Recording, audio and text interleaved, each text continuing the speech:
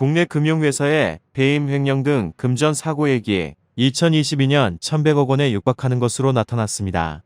금융감독원 자료에 따르면 2022년 국내 금융회사의 금전 사고는 49건으로 총 1,098억 원이었습니다. 유형별로는 횡령이 814억 원으로 가장 많았으며 금융기관별로는 은행이 897억 원으로 가장 많았습니다. 금융감독원은 금융회사의 금전 사고가 끊이지 않자 내부 통제 혁신 방안을 반영해 모범 기준을 개정하였습니다.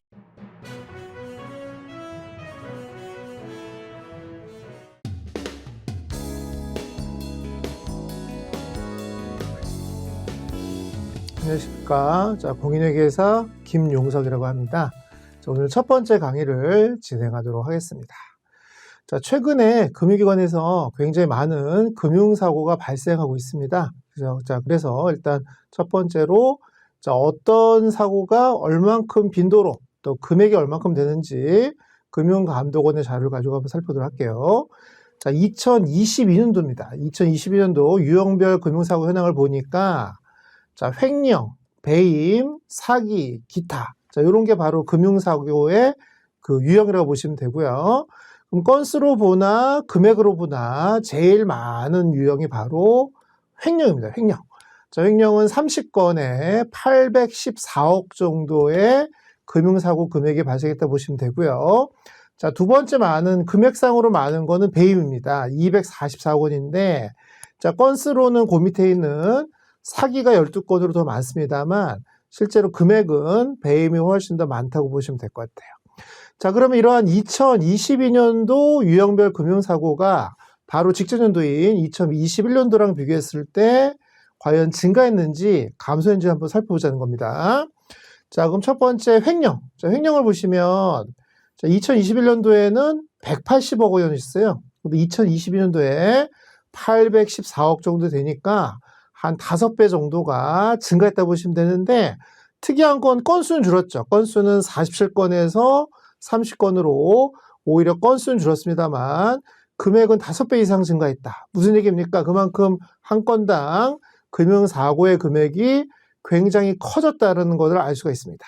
자, 배임 같은 경우는 244억 원, 175억 원이어서 마찬가지로 금액상으로도 증가하고 건수로는 13건에서 5건으로 마찬가지로 감소했습니다. 그래서 횡령이건 배임이건 간에 그 적발 건수는 줄었습니다만 자, 그 전체적인 금액은 증가 추세라고 보시면 되고요.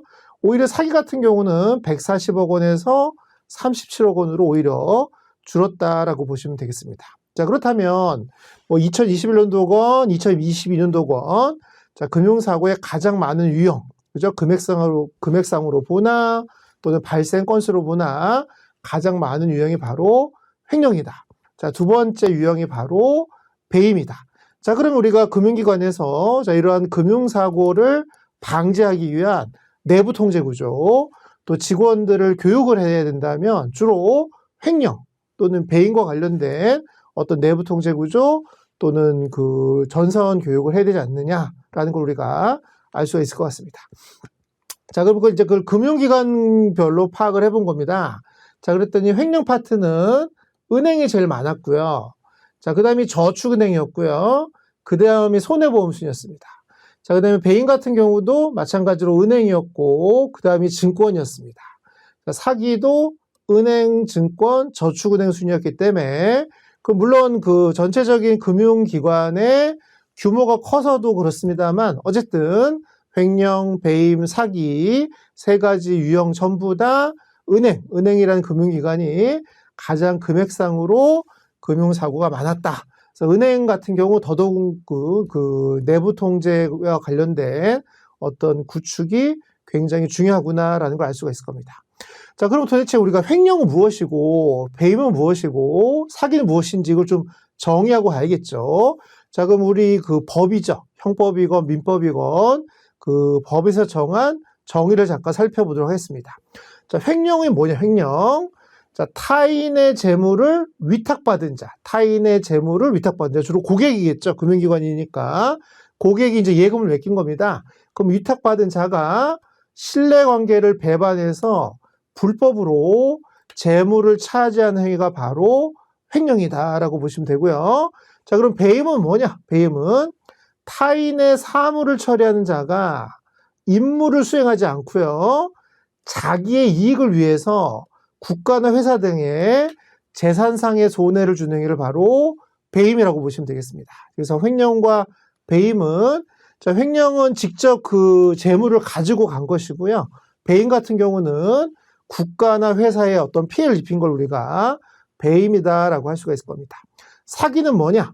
속이는 거죠. 사람을 속여서 착오를 일으키게 함으로써 일정한 의사표시나 처분 행위를 하게 하는 일을 우리가 사기다라고 보시면 될 것 같아요. 자, 그럼 어쨌든 가장 많은 유형이 바로 횡령이고 배임이니까 이 두 가지의 어떤 법률적 용어는 정확히 이렇게 정리해주고 출발했으면 좋겠습니다.